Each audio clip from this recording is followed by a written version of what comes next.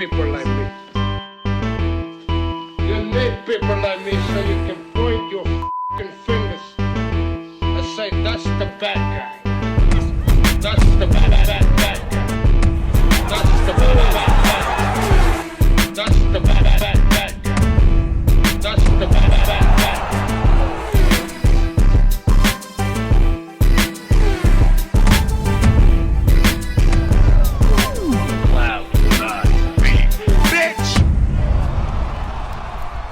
Welcome to the motherfucking relay. We're covering today's top boxing news. Ow! Okay, we'll start with this. A tweet by way of International Boxing News reads, the IBF have rejected Matchroom's request for Ebony Bridges to have a voluntary defense on September 24. If Ebony Bridges and Team Shannon O'Connell don't reach an agreement by September 5th, the fight will go to purse bids. September 24, that's the day of Wood versus Lara. And that's the card I like to call the no easy fights card. No easy outs. Lee Wood's going to be taking on the very dangerous Mauricio Lara.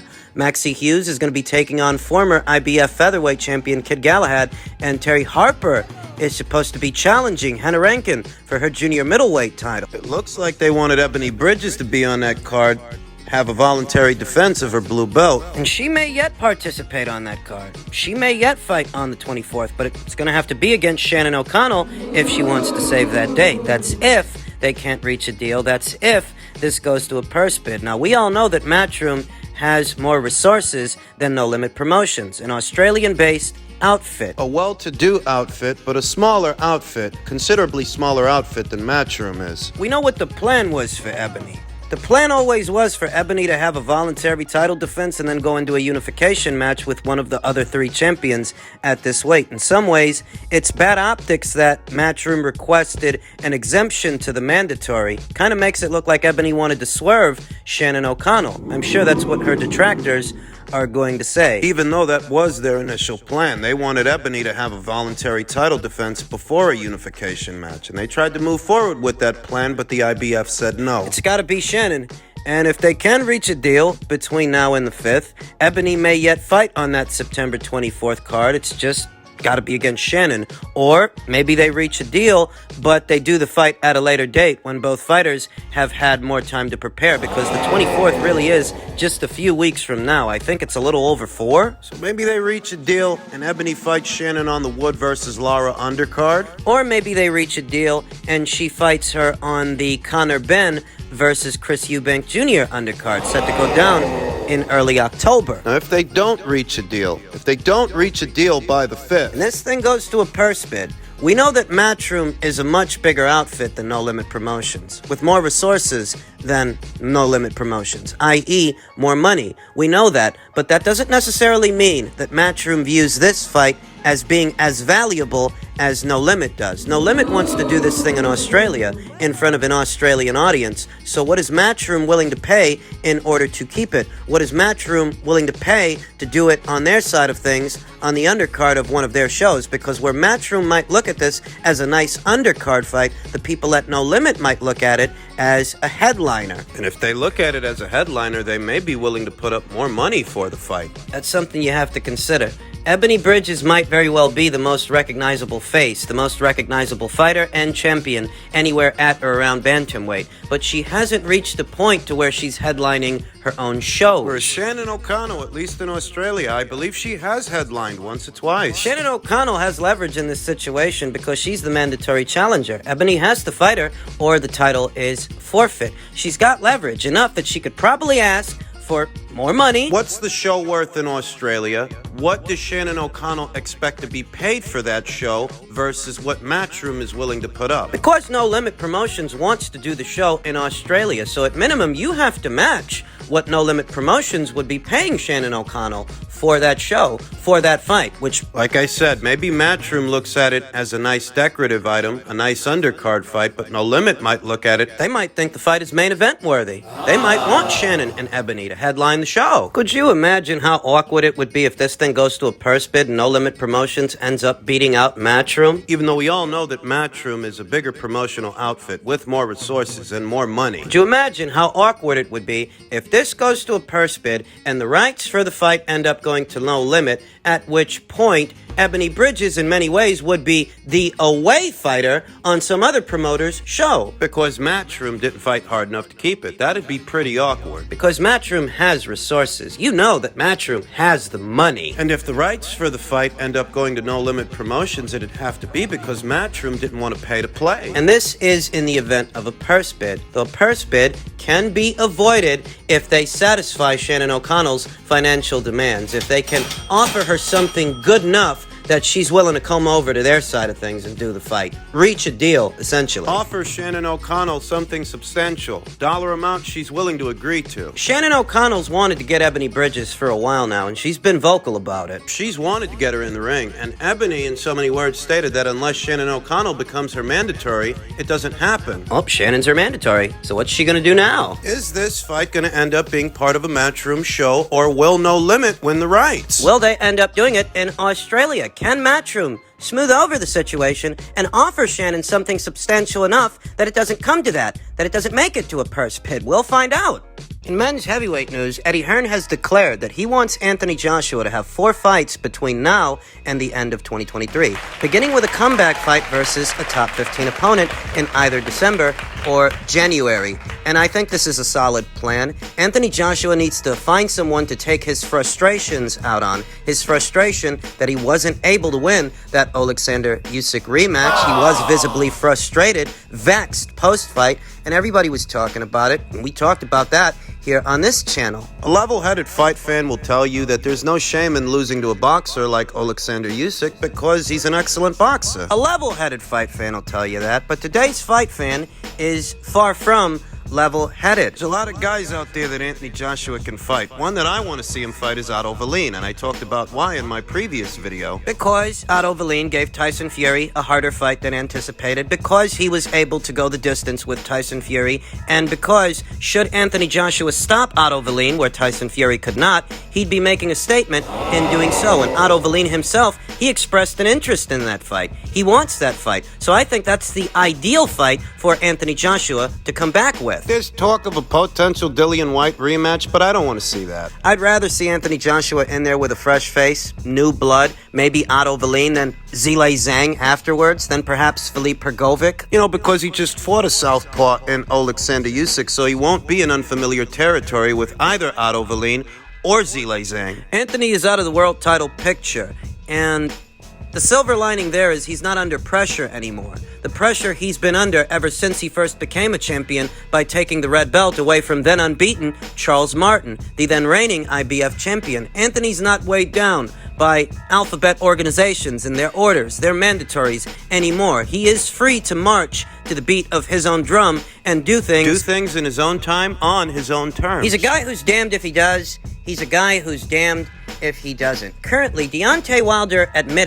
Wilder confirmed that Eddie Hearn did in fact reach out to try to start talks for a fight between them, a fight between the former champions Anthony Joshua and Deontay Wilder. And in so many words, the Wilder people, they blew him off. In so many words, what Wilder said is that he's busy. Anthony Joshua and Eddie Hearn, they have to be careful now not to get all caught up in the stuff they were all caught up in a couple of years ago with Wilder. They can't allow Shelley Finkel and Team Wilder to waste any more of their time. They need to take a hardline stance when it comes to that team and that subject, the subject of a Wilder versus Joshua fight. I told you as soon as news broke that Wilder was coming back, that all that stuff from 2018 and 2019, we're back at square one. We're back at where we started. Listen, Deontay Wilder and Shelley Finkel never wanted that fight. They didn't want it then. They don't want it now. Learn from your experiences. Learn from your mistakes. How much time did you waste trying to get that guy in the ring? And how long has it been since Deontay Wilder admitted that he was offered more money to fight Anthony Joshua, but he turned it down? And look, here and now, he is once again admitting that Eddie Hearn reached out to start talks for the fight. And what does he say? He makes excuses. He says they're busy right now. You got lawyers, you've got managers, you've got promoters. I mean, this is what these people get paid to do. They get paid to negotiate situations while the fighter trains,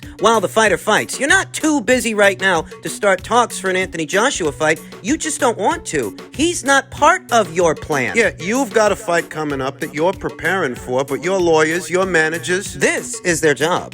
This is what they get paid to do. Don't tell me that you're too busy to start a dialogue for a Joshua fight because you've got a fight coming up when Canelo Alvarez negotiated the Golovkin fight whilst going into the Chavez fight. Whilst going into that fight, post-fight, that's when they officially announced it because the fight was a done deal. The fight was agreed to. You can negotiate a fight. You can negotiate one fight whilst going into another because that's what these people get paid to do. Even if you are going into a fight. Well, what about after that? What about the fight after that? It's plain to see. It's plain to me. It's clear as day to me that Team Wilder, they don't actually want that Anthony Joshua fight. They never did. They didn't want it then. They don't want it now. But here's the kicker. It was Shelly Finkel, Deontay Wilder's longtime manager, that started talking about this fight ahead of Joshua versus Usyk. It was Shelly Finkel that expressed an interest in doing the fight. He said win or lose, he still wants to do Joshua versus Wilder, only so that when Eddie Hearn actually reaches out, Team Wilder blows him off. So you name drop Anthony Joshua, saying that you want to do the fight, only so that when Eddie Hearn reaches out, you blow him off. While he's trying to do the fight.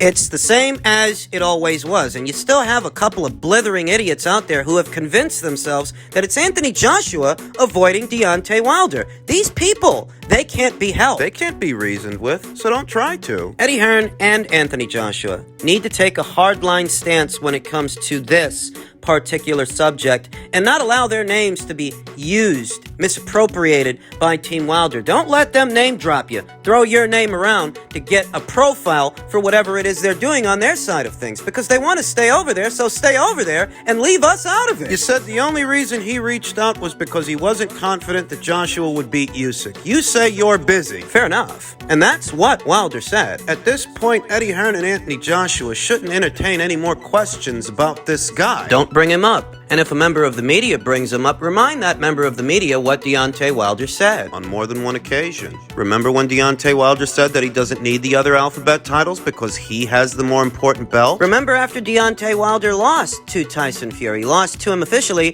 for the first time. Remember that he admitted he was offered more money to fight AJ than what he stood to make with Fury. And the admission that he's making now, that Eddie Hearn did in fact reach out, but in so many words, he's busy. Okay, you guys have got to wise the fuck up. You're not on Wilder's time. Or the WBA's time, or the WBO's, or the IBF's. You're on your own time now, and you can't keep allowing Deontay Wilder, Shelly Finkel to waste it. You shouldn't waste any of your time on them. You should get Otto Wallin in the ring, see if Anthony Joshua don't splatter that guy, and if he does, move on from that to Zhilei Zhang, who just put on a career-best performance against Filip Hrgovic. Now that you've gotten the monkey off your back and the sanctioning bodies can't order you to do nothing anymore. And apparently Deontay Wilder is too busy to start preliminary talks for a potential showdown. If that's the case, there's plenty of guys out there to fight, and Anthony Joshua can still pack a house. You think his ring return won't? It will, regardless of who's opposite the ring. And believe you me, there are still a lot of heavyweights out there, some unbeaten, that would love an Anthony Joshua Pice and Anthony Joshua payday. Use that to your advantage. Finally, in men's lightweight news, the lightweight division's undisputed champion, Devin Haney, was none too pleased to see that he was kept off Ring Magazine's latest updated pound-for-pound rank standings, saying the Ring Magazine can keep their belt. You won't see me with it before or after this fight. To which Dougie Fisher of Ring Magazine replied by saying, then mail it back to us, champ. If you've kept up with this sport long enough, you'll know that devising a pound-for-pound list that the majority of fight fans, or all fight fans, would agree with, it's near impossible. It can't be done. Somebody's going to find fault with it. Somebody's going to complain. Devin followed up by saying the youngest undisputed champion of the four-belt era and not on the pound-for-pound list is crazy, especially when guys who don't even hold the Ring Magazine belt currently made the list. There's a valid point somewhere in there, but it really all depends on what governs the list. Devin Haney may not be on ESPN's pound-for-pound list or Ring Magazine's, but he is currently ranked in the bottom tier of the Ring IQ pound-for-pound list. And he is there per the rules that govern the list. In defeating a pound-for-pound fighter, you become one yourself. He unseated George, who was ranked in the bottom tier, and he himself... Well, he unseated George. Who unseated Teofimo Lopez, who unseated Vasyl Lomachenko. And you will notice that these new entries, they come in progressively lower and lower, because in spite of the rules governing the list dictating that in defeating a pound-for-pound fighter, you become one yourself. You don't have the same body of work as every other fighter on the list. You may not even have the same body of work as the fighter that you beat. The fighter that you beat to get ranked. When Teofimo Lopez beat Vasyl Lomachenko, per the rules that govern the list, Vasyl Lomachenko was ejected, as no fighter coming right off a loss, absent of a world title, is allowed to maintain a rank. The list is only for winners and only for champions, but that doesn't necessarily mean that Teofimo Lopez himself had the same body of work that Vasyl Lomachenko did, because Vasyl Lomachenko was at his third weight. You have to account for that, you know. That Vasyl Lomachenko was a 3-division champion and Teofimo Lopez wasn't. You hear it all the time that fighters lose something on the way up as they move up in weight and take on naturally bigger fighters. That's what Teofimo Lopez was. He was a naturally bigger fighter. He beat Vasyl Lomachenko, and that's all well and good, but he himself was not a 3-division champion like Vasyl Lomachenko. He didn't prove that he had the necessary skills to make it as a fighter, make it as a champion in 3 weight classes. So when Teofimo Lopez emerged on the list, he didn't occupy the exact same spot as Vasyl Lomachenko and all the ground he gained. When Teofimo emerged on the list, he emerged in the bottom tier. Vasyl Lomachenko was ejected per the rules that governed the list. Teofimo Lopez was integrated, and upon integrating him into the list, his track record thus far was compared to the track records of the fighters already ranked on the Ring IQ pound-for-pound list. And when his track record was compared to the track records of the other guys ranked on the list, he came in the bottom tier. Having been in possession of 3 alphabet titles and the coveted Ring magazine belt, having beaten 2 active reigning world champions, Richard Comey and Vasyl Lomachenko. The same thing happened when he lost to George. George ejected Teofimo from the list. But George had a much weaker argument than everybody else on the list. He had only ever beaten 1 active reigning world champion, and that was Teofimo. The exact same thing happened when Devin beat George. Devin had only ever beaten 1 active reigning world champion, and even if it was an undisputed title fight, when he beat George was coming dangerously close to falling off the list. He didn't have a robust body of work. He didn't have a robust track record, and neither does Devin. Not right now, anyway. He adds more professional accolades to his track record. He will gain ground on the list. That's the way it works. That's the way it works here at Ring IQ, at least. Though over there at Ring Magazine, it is more of a popularity contest. It's the same way at ESPN as well. It's based on a panel of votes. Instead of tallying professional accolades and common denominators between those ranked on the list, such as titles held, titles unified, title defenses, and divisions climbed, there doesn't seem to be any specific unit of measure when it comes to either ESPN's pound-for-pound list or Ring Magazine's pound-for-pound list. And it's because it's based on a tally of votes, not a tally of accolades. If it were based on a tally of professional accolades and common denominators between fighters, the list would look entirely different. But that's how you can reconcile it. And that explains why Ring Magazine chose to keep Devin Haney off their list.